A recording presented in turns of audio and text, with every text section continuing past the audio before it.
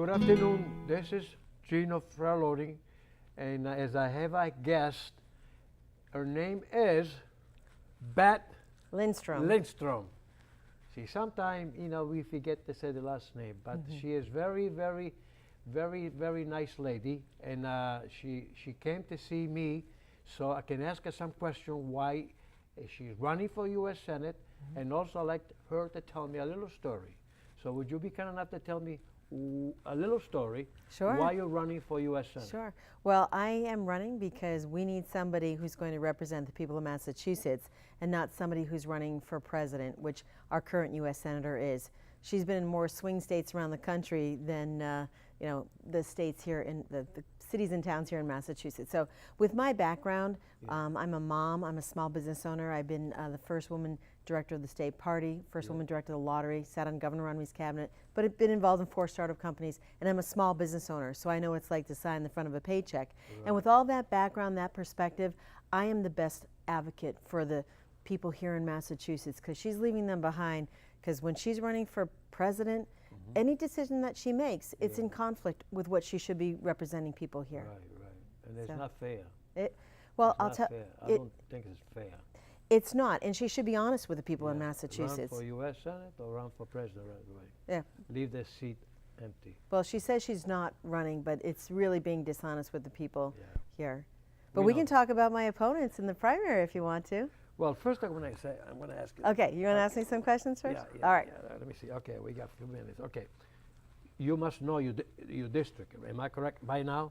Yeah, the state of Massachusetts. Yeah. So you represent your district, and you have an idea. How many places did you really went and spoke with people? Tell the audience. Well, I'll tell you, we have on our website, bethforsenate.com, we have a map, and we have places where I've been all around the state, and there's a lot of shaded in cities and towns. Right. We actually compare that to the states that Elizabeth Warren has been to around the country. Those are the swing states for running for presidential office. But no, I've been so many places, from the Cape to Fall River, up to Leiden, up to Greenfield, out to Agawam, in between North Shore, Gloucester, Worcester, everywhere. I've been everywhere talking to people and finding out what they care about truly. Right. Your district is quite a large. It's a big, Massachusetts. But I'm working hard, and no one's outworking me. As a U.S. Senate, will you allow what they call a sanctuary state? So here's where I am about immigration. Yes. I support legal immigration, but I think that we need to make sure we stop telling the world that it's easier to come here illegally than legally. Now, Elizabeth Warren goes around the country advocating for sanctuary cities. And I think that is the wrong message, because she's telling people that it's easier for them to come here illegally, so they take this trip with their children. And I'm not for family separation, but she gives them false hope, like as if they're going to find sanctuary up here, and that's not fair. That's wrong. We're trying to follow the law, and she's going against the law. You must know that I'm an immigrant, right? Yes. Came from Venice, Italy, and we had to wait so long. Yeah. And we came here illegally, and we have to, by law, we have to make sure we didn't cause any problem. That's right. We had to learn the language, even though we learn in Europe the right way, the English way. We come over here, we learn the American way. But nevertheless, we trying to be honest and always trying to follow the law and not cause any trouble. And that's the people that you like to have in this country.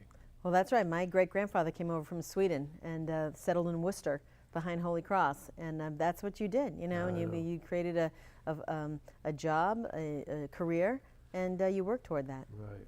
Also, I'm sure I'm going to ask you anyway, as the U.S. Senate, will you allow open border?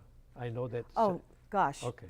No, I mean, we need to secure our borders. We need to fix immigration. Okay. Would you like to support the president on that case? I think there's a lot of good people who want to come around the table and to solve the problem. Unfortunately, you've got Elizabeth Warren, who goes down to the border, doesn't go to Washington, and goes to Boston, picks up a megaphone, and starts shouting about abolishing ICE. That's not solving problems. No, it isn't. Now, you have to understand, among you, and there's so many other senators, U.S. senators, will you work with all together to make the U.S. a better place to live? Absolutely. This is the key thing about what Senator Warren can't do. She's incapable of creating relationships. I've had a long history of being able to work across the aisle, Up at the State House in Beacon Hill, when I was on Governor Romney's cabinet, we introduced auto insurance reform. You had to work with Democrats to do that. Right. Creating relationships is so key. You know that. That's Yeah. how you get things done. Yeah. She's incapable of doing that. That'd be the first thing I'd start to do once in D.C. Maybe it'd be nice if you teach her.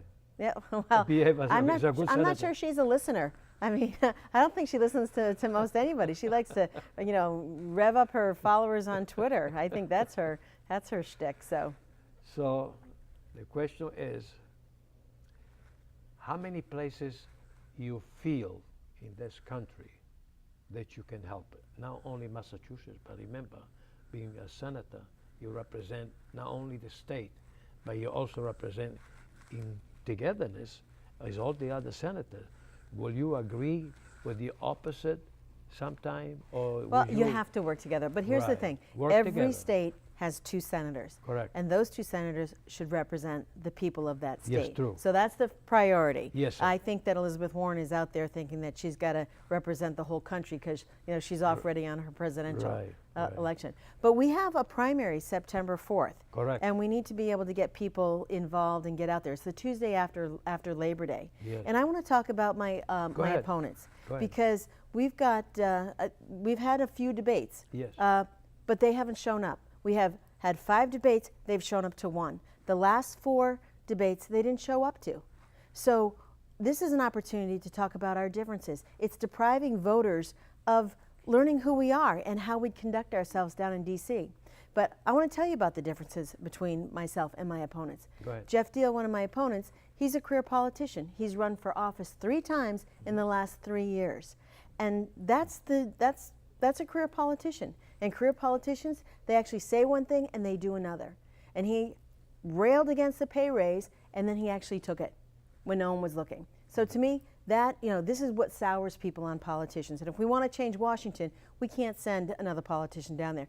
John Kingston, on the other hand, his problem is he spent $1 million of his own money running against Donald Trump, funding a third-party candidate. And if that candidate got traction, Hillary Clinton would be president. So, that's fine. But when you're trying to now run as a pro-Trump candidate, that doesn't work. He said Trump couldn't even run a PTA, that he was evil. So there are some clear differences between myself and my opponents. And it's really a shame that voters aren't able to see what those differences are because they're hiding and they won't come to debate me. What do you think about that? I think that you're going to have a fight. The question, I think you're really are ready for a fight. Well, not to a fight per se, but as a debate. As a debate, you're going to really put all of it. You're going to put everything in there. Well, I'll tell you, if they can't debate me, how are they going to debate Elizabeth Warren? It's a good question, huh? Yes. Yes. Well, I think that it's really important, and it's really disappointing, and that's actually disrespectful, I think, of them to not come to, not show up to these producers and these hosts that have offered to have debates. So if that's the way they handle this issue, how are they going to handle their constituents when there's a problem? How are they going to face up to the hard decisions that they have to make when not everybody's going to agree? Are they going to duck and hide then also? I don't know, but Are you ready to go? I'm ready to go. I'm ready to go, and it's just what they're doing is not right. So, but I appreciate you talking to me today. Well, I have no choice because I saw you, and you're so enthusiastic, and you're sincere, and you're trying to help, and that's what every individual that's running for office should do, trying to help their own district, their own state, their own country. I'll tell you, and I have gone around this state, every corner, talked to many people, and the role of a U.S. Senator is to have that view of that 50,000-foot level, to be able to say, oh, let me be able to connect the dots because I see this problem over here and I see that problem, but maybe we can connect these people and they can help each other. And that's the beauty of having that position, to be able to see things and be a problem solver, to be a listener, to empathize with people's situations, but to go to Washington and be their advocate. And that's the person that I want to be. I mean, I don't have any aspirations for higher office. That's not what I want to do. You just want to be a senator. I just want to be a senator and care about people and try to figure things out because we're not all going to agree on every issue. But to be able to work with people, that's the skill set that I have. If we give this lady an opportunity to be a U.S. Senator, maybe when she already has her shoe already comfortable, she might say, Well, I'm comfortable, and the people in this country will say, you know something, we like the senator. Maybe she should run for president. But that's got to come from the people. Yeah, I have a wonderful husband. I have 3 great boys. Hopefully I'll be a grandmother someday. I mean, truly, I've been in and out of government. I've been involved in 4 startup companies. I've had a wonderful experience in different places. I don't have that need to be a what. I just want to, I know who I am. You wanted to serve. You wanted to serve. Yeah, just to serve and to be helpful. And I love talking to people and hearing their stories. And with being on a cabinet level position under Governor Romney, being the first woman to run the lottery, I ran Scott Brown's first race. I know what a national race looks like, so I'll be prepared for that. But to have that perspective, it's a different perspective than a career politician or someone who just has a lot of money and says, I want to run for U.S. Senate. It's the experience and the empathy and the guts that you have inside to help out. Well, I mean, I have a little bit of knowledge about how our government works. Now, D.C., that's a different story. You know, we got to a little learning curve there, but that hasn't stopped me before. So I'm ready. Seems like she has no choice. She's ready to run.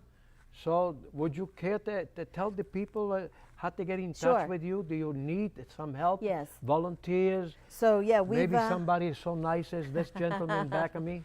Yeah, we have... well, Beth for Senate is the website. It's BETHFOR. Very slowly. Repeat it nice and slowly. BETHFOR Senate, SENATE. So BethForSenate.com. You go there, learn more about our campaign. We got buttons to click, you know, to volunteer, get a sign, make some phone calls. We're going to need a lot of get out the vote activity on September 4th.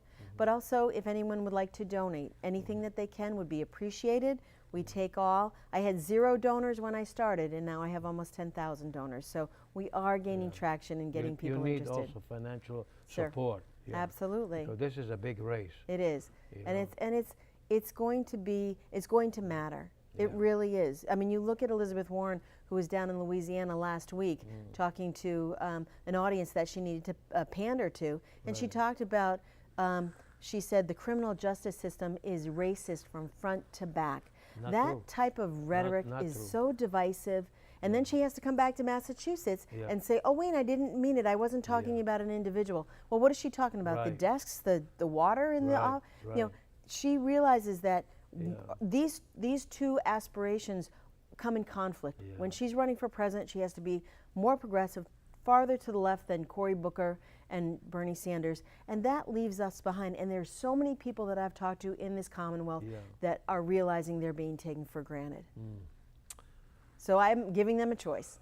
Well, you heard this young lady, boy, she's got a lot of running to do, so we leave it up to you, and we'll see, maybe we'll see her back when the primary is over.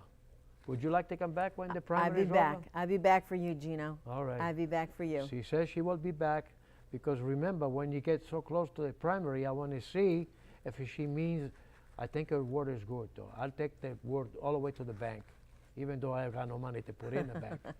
But I wanted to say thank you, and this is Gino from Venice, and I had the opportunity to interview this young lady twice already. Maybe she will come the 3rd time. 3rd time's a charm. Yeah, 3rd time's a charm. So we wanted to thank you for watching, and I hope you spread the word. It's going to be in YouTube, and a lot of people will be able to see the young lady talking to me and to you people. I want to say thank you very much for listening.